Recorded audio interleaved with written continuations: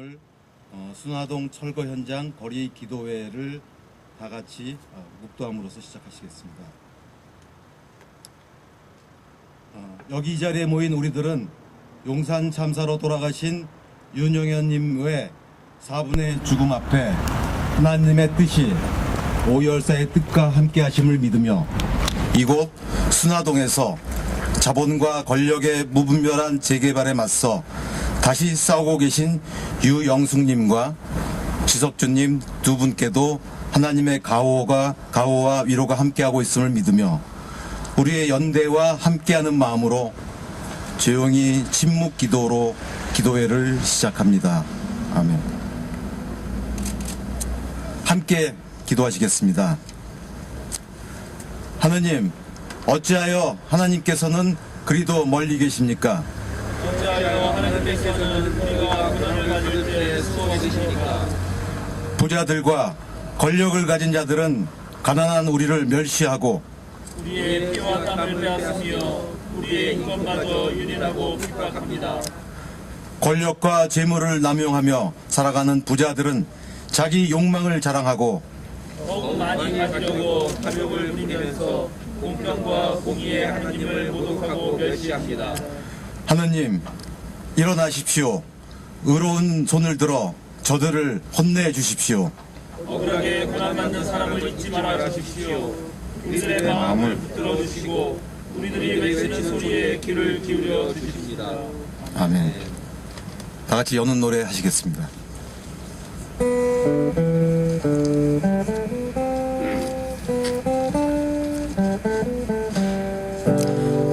푸른 바다 나서니 뭐 어디든지 가오리다.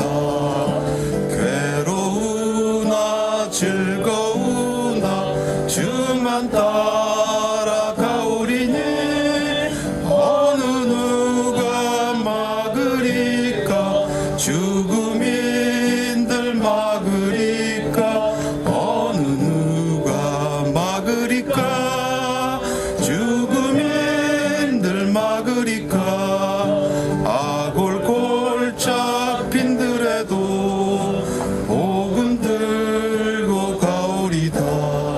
소돔 같은 거리에도 사랑 안고 찾아가서 종의 몸에 지닌 것도 아낌없이 드리리다. 종의 몸에 지닌 것도 아낌없이 드리리다.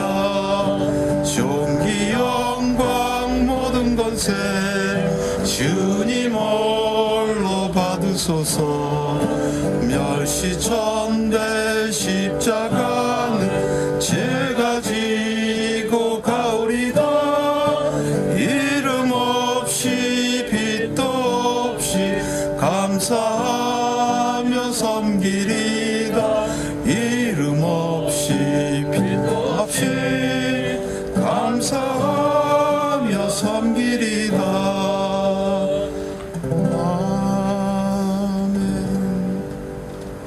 예, 기독인연대 공동대표이신 박연미 장로님 중보기도 해주시겠습니다.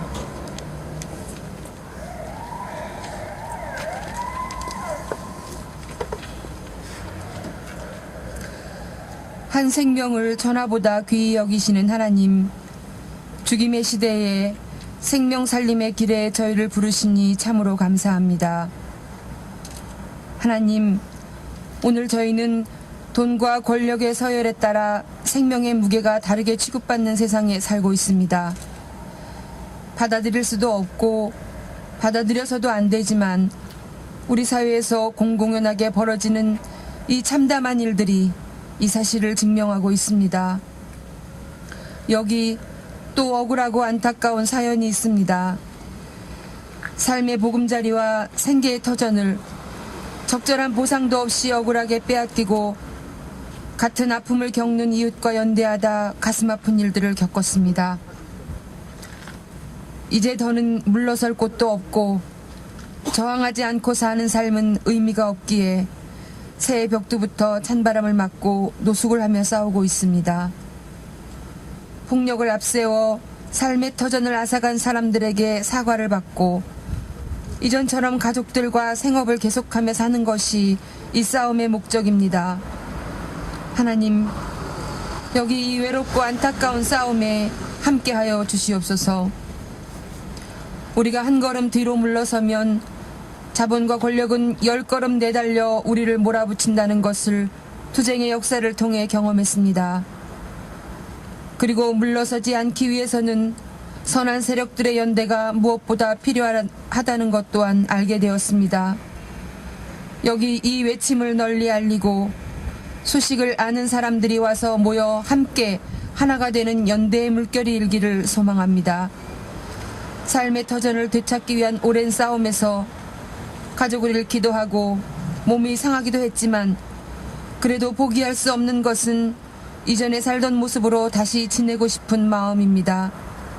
하나님, 이 간절한 소망이 이루어질 수 있도록 도와주시옵소서. 여기 모여 함께 기도하는 이들을 기억하옵소서.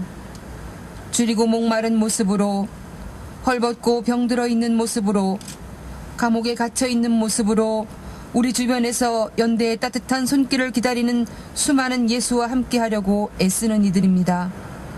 지치지 않게 하시고 기꺼운 마음으로 참여하게 하옵소서. 승리의 깃발이신 예수 그리스도의 이름으로 기도합니다. 아멘.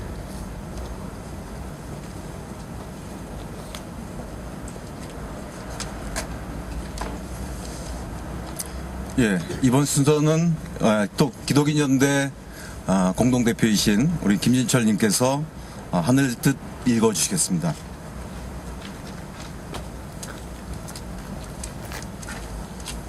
예, 출애굽기 11장 1절에서 10절 말씀을 읽겠습니다.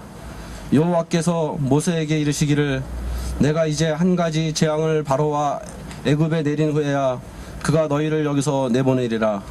그가 너희를 내보낼 때에는 여기서 반드시 다 쫓아내리니 백성에게 말하여 사람들에게 각기 이웃들에게 은금 패물을 구하게 하라 하시더니 여호와께서 그 백성으로 애굽 사람의 은혜를 받게 하셨고 또 그 사람 모세는 애굽 땅에 있는 바로의 신하와 백성의 눈에 아주 위대하게 보였더라.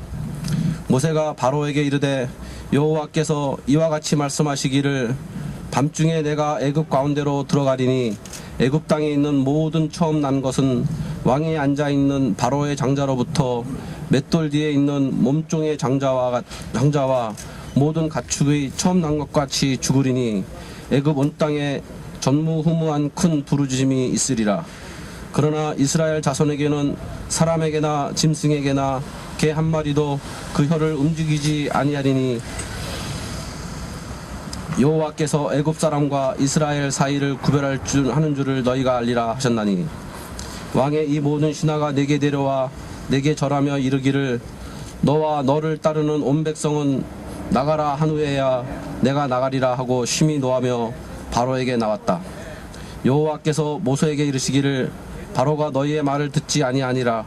그러므로 내가 애굽 땅에서 나의 기적을 더하리라 하셨고 모세와 어른이 이 모든 기적을 바로 앞에서 행하였으나 여호와께서 바로의 마음을 완악하게 하셨다.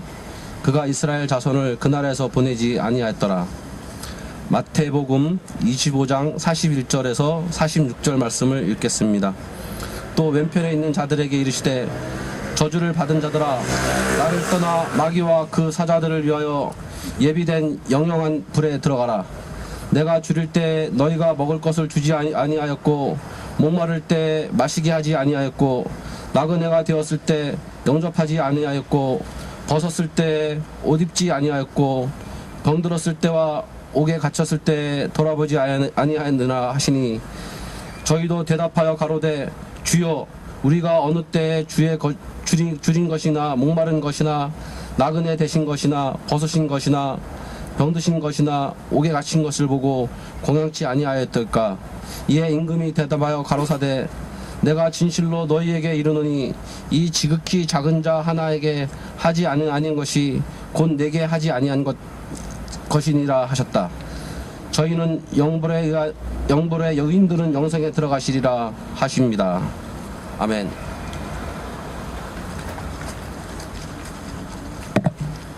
예, 뭐 이번 수서는 전 향림교회 목사이시고 지금은 뭔가 그 내공을 다지고 계시는 한분동 목사님께서 심판이라는 제목으로 말씀 전하시겠습니다.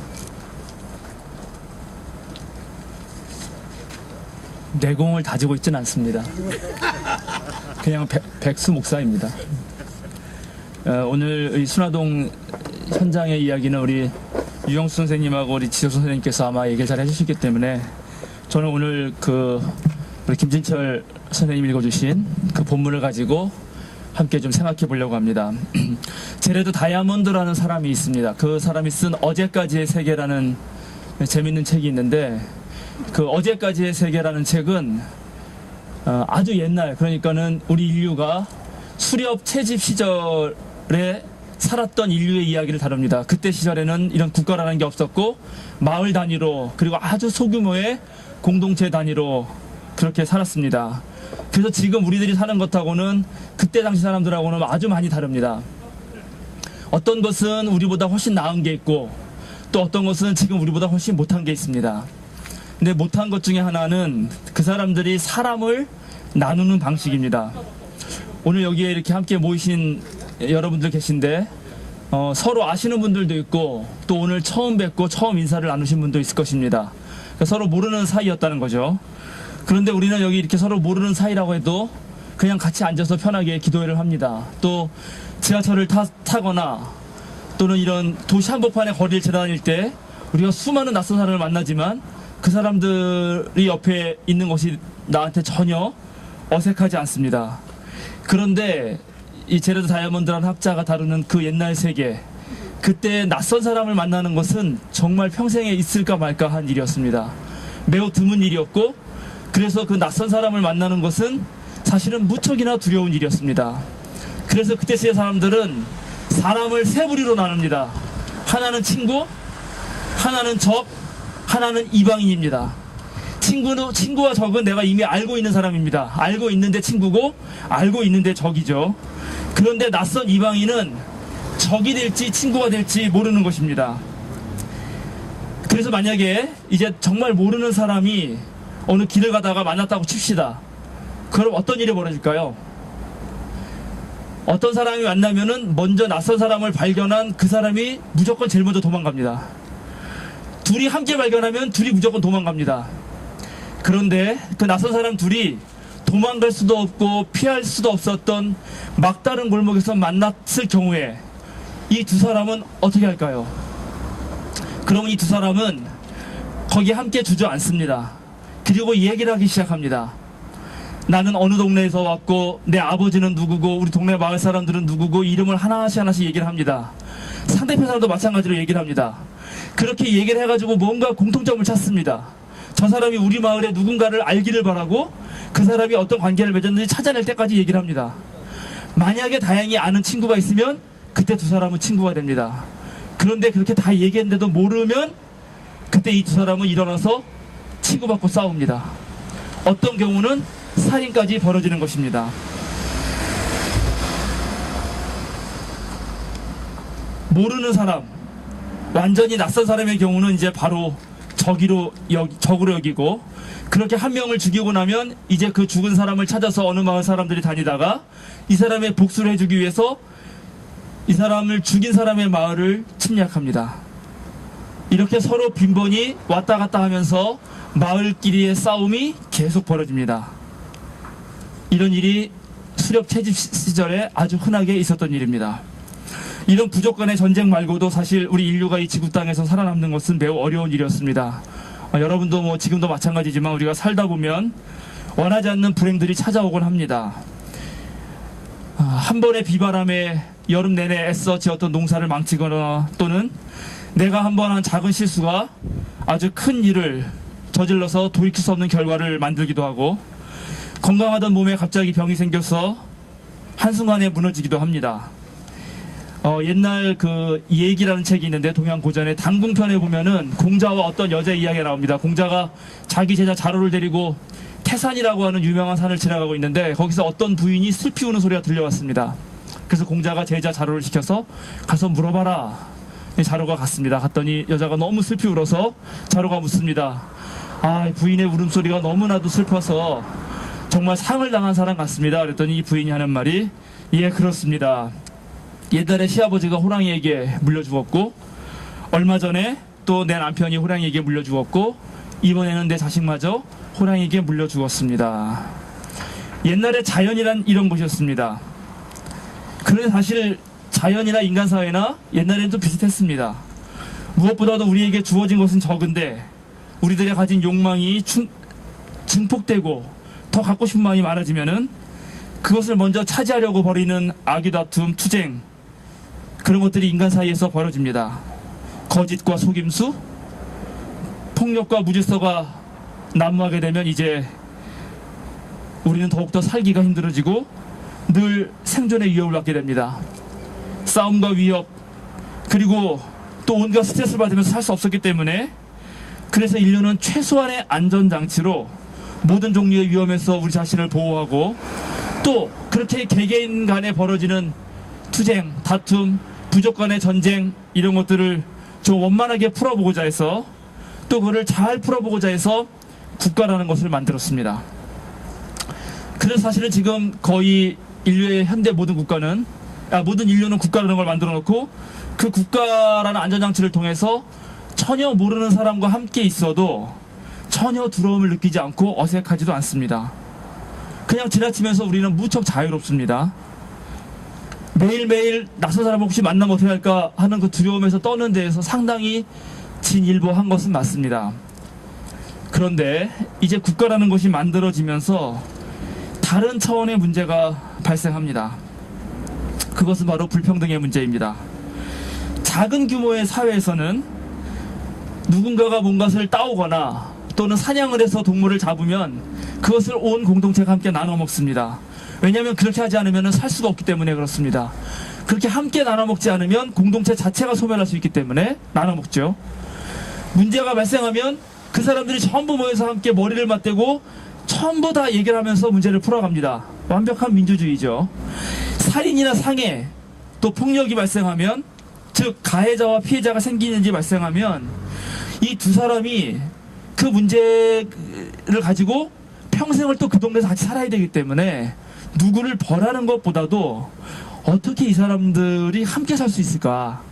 그래서 일단 누가 누구를 때렸는지 문제를 정확하게 파악하고 충분히 보상을 하고, 그 다음에 합의를 이끌어내고 감정적인 앙금까지도 풀어낼 수 있는 방식으로 문제를 풀어나갔습니다. 그게 수렵채집 사회의 우리 인류의 모습이었습니다. 그런데 국가 차원의 규모가 되면 더 이상 이런 식으로 공동체의 문제를 풀 수는 없게 됩니다. 국가를 운영하기 위해서 계급이 분화되고, 계급마다 책임의 분량이 정해지고, 또 누리는 지위가 달라지게 됩니다. 작은 부족 간의 끊임없는 충돌과 전투, 그건 사라졌지만은 이제는 강한 국가가 작은 국가를 침공해서 그 나라 사람 전체를 노예로 삼고, 또 힘과 돈 있는 놈들이 자신의 안위와 욕심을 채우기 위해 이 자연과 다른 인간을 착취하는 그런 일들이 발생한 것입니다.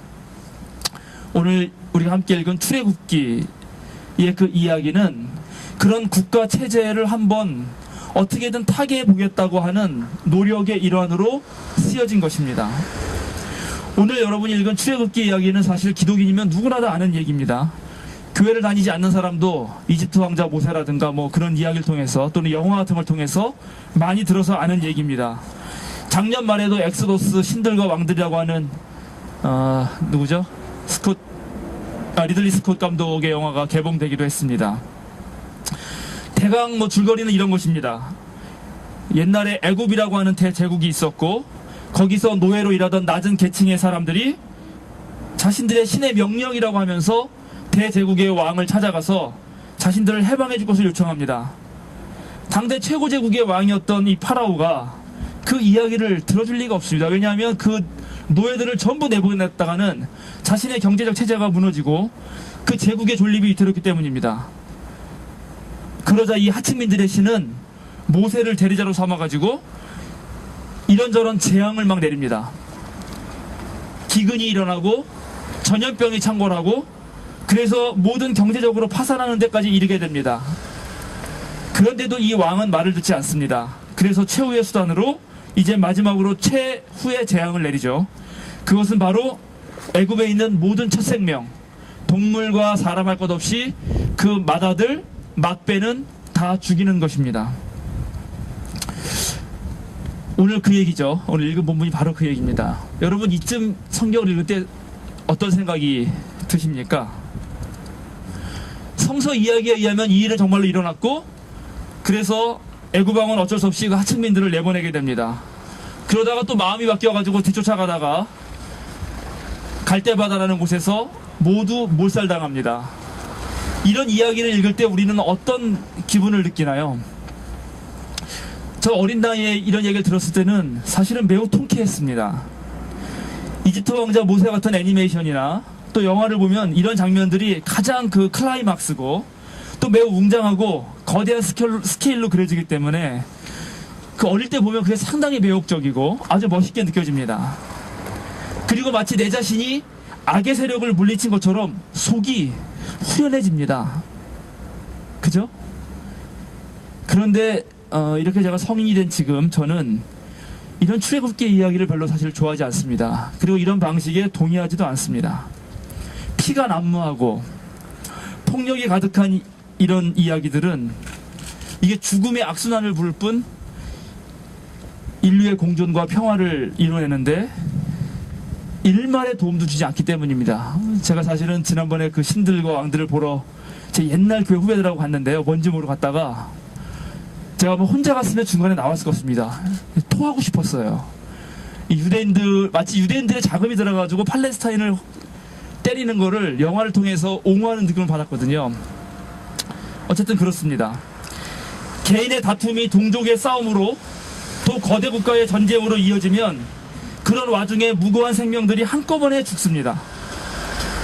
더욱이나 이럴 때 사회적 약자들은 더욱더 아주 처참하게 짓밟히게 됩니다. 가해자가 피해자에게 한 행동이나 또 피해자가 다시 가해자에게 한 복수가 모두 폭력에 기반한 것이고 또 그 폭력의 강도가 더욱더 증폭되면서 그 과정에서 그 원래 벌어진 일들과 전혀 상관없는 사람들이 다 죽는, 그리고 그렇게 죽는 일이 반복된다면 이런 심한 악순환의 늪은 계속 깊어지고 마는 것입니다.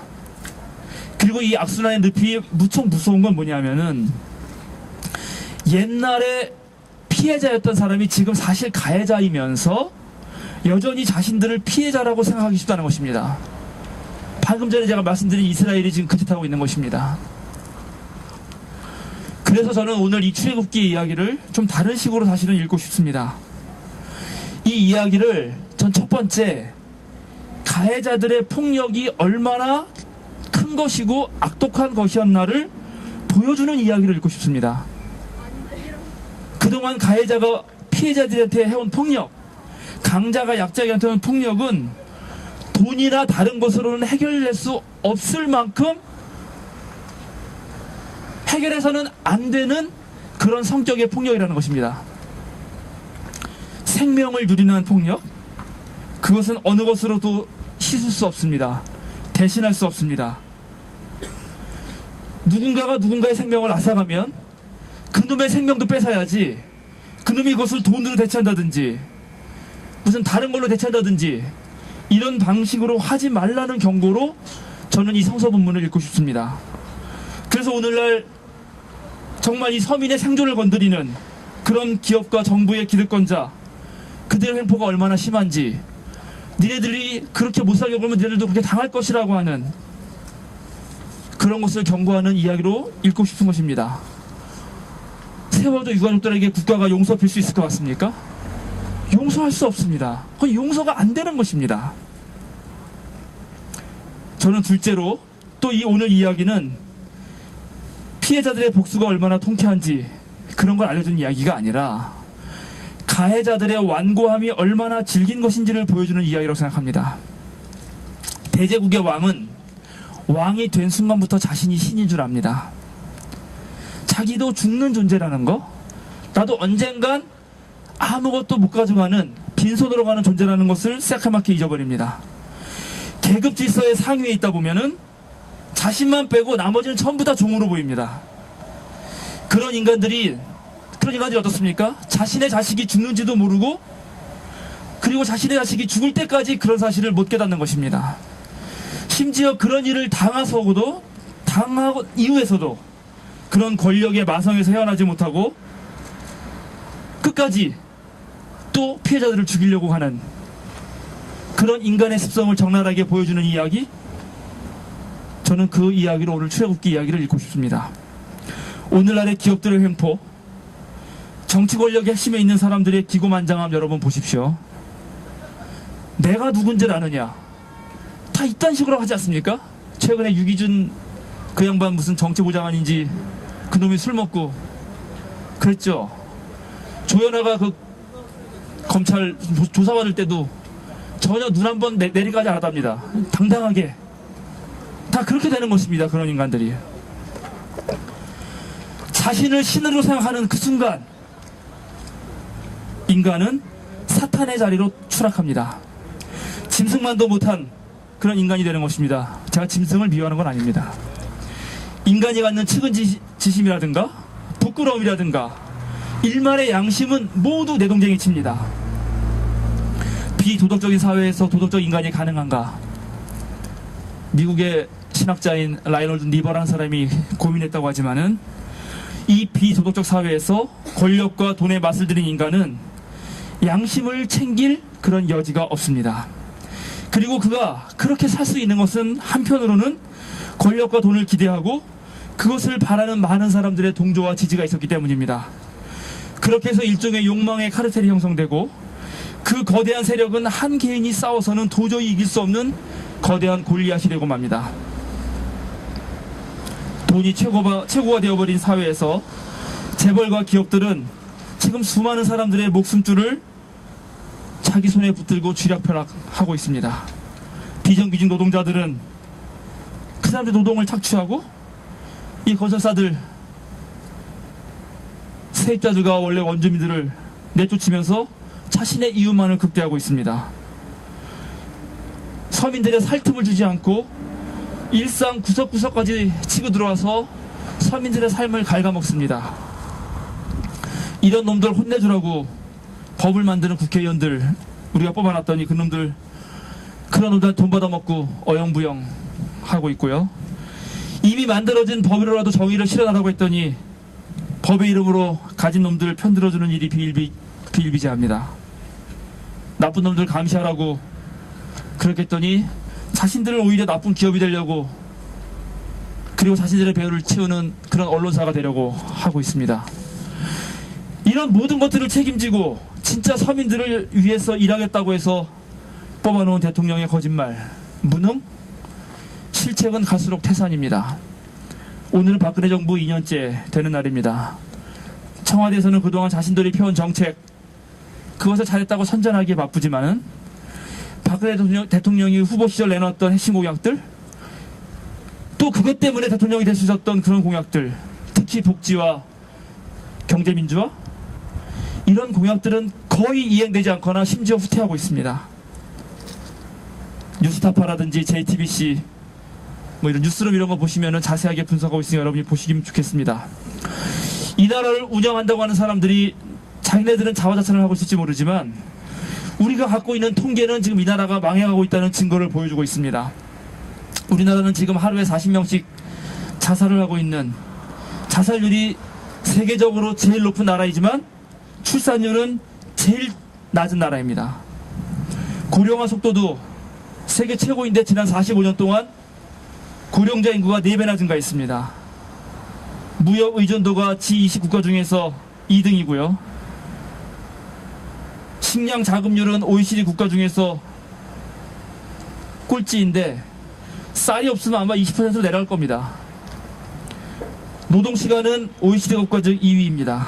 사교육비 또한 세계에서 최고이고요. 사회복지 지출은 꼴찌입니다. 그래서 지금 해외로 이민 가는 사람들이 하루에 55명이나 되는 것입니다. 대한민국 국적을 매일 55명씩 포기하고 있습니다. 한 개인이 사회 안전망의 도움을 전혀 받지 못하는 그래서 각자가 스스로 생명을 도모해야 되는 각자 도생의 삶을 살면서 정말 강자만 홀로 살아남는 강자 독생의 삶이 되어가고 있는 것입니다. 그럼 이런 상황에서 우리 그리스도인들, 특별히 한국 그리스도인들은 어떻게 하면 좋을까요? 우리도 그냥 딴 나라로 이민 가버릴까요? 우리는 그럴 수 없습니다. 그죠? 예레미야 예언자가 이스라엘은 망한다, 유다는 망한다, 바벨론의 포로로 끌려갈 것이다 라고 예언하면서도 이스라엘 땅을 사고 그 땅을 지켜라고 말했던 것처럼 우리는 이제 더욱더 이 땅에서, 여기에서 하나님 나라 운동에 매진해야 합니다. 세상은 알 수도 없고 줄 수도 없는 그런 평화를 맛본 사람으로서 우리는 절대 희망을 포기할 수는 없습니다. 국가가 본래의 목적에서 이탈해서 국민의 삶을 더 어렵게 만들고 또 국민들의 이 생활 터전인 1터와 3터를 파괴한다면 국민은 언제든지 그러한 국가에 맞서 싸워야 되고, 그렇게 국가를 운영하는 정부를 내려오라고 강력하게 저항해야 됩니다. 그래야 더 좋은 국가가 되는 것이고 더 좋은 사회가 되는 것이 자명한 것입니다. 이런 일에 우리 그리스도인들이 앞장서야 합니다. 그럼 좋은 나라는 어떤 나라입니까? 좋은 나라? 오늘 우리가 함께 읽은 마태복음의 본문은 좋은 나라의 기준이 뭔지를 보여주고 있습니다. 마태복음서는 다른 복음서와 다른 매우 높은 윤리를 우리에게 요구합니다. 뭐라고 말하냐면, 하나님 아버지가 완전한 것처럼, 하늘에 계신 하나님이 완전한 것처럼 너희도 완전한 사람이 되라. 그리고 그 완전함의 기준은 원수까지 사랑하라 하는 것입니다. 가해자가 용서를 빌면 70번에 7번까지 490번만 용서하고 말란 얘기가 아니고 계속 용서라고 하고, 하나님께 예배를 드리러 가다가 형제랑 싸운 일 생각나면은 먼저 가서 화해하고 오라고 얘기하고, 서로 용서하지 않으면 너희가, 하나님이 너희를 용서하지 않을 거라고 말하는 복음서가 마태복음서 저자입니다. 그런데 이 마태복음서 저자가 오늘 최후의 심판 이야기에서는 좀 딴소리를 합니다. 그렇게 사랑 용서라고 얘기하던 마태복음서 저자가 갑자기 하나님이 오늘 심판해가지고 어떤 놈들은 영원한 지옥불에 들어갈 거라고 말하고 있습니다. 좀 이상합니다. 그럼 벌을 받을 사람들은 누군가? 예수쟁이들이야. 예수 안 믿으면, 교회 안 나가면, 헌금 안 하면, 성서 안 읽으면 지옥불에 들어간다고 말할지 모르지만은 오늘 본문은 그런 얘기 단 한마디도 없습니다. 오늘 지옥에 들어갈 그놈들은 이 사회에서 가장 힘들고 어렵고 고통당하고 있는 그 작은 사람들에게 선을 행하지 않은 사람들, 즉 먹을 것을 주지 않았고 마실 것을 주지 않았고 헐벗었을 때 입을 것을 주지 않았고 갇혔을 때 돌보지 않았다는 것 때문에 이 사람은 영원한 지옥불에 들어갑니다. 생존권을 보장해주지 않는 놈들, 그런 놈들이야말로 영원한 벌을 받을 것이라고 오늘 마태복음서 저자는 말하고 있는 것입니다.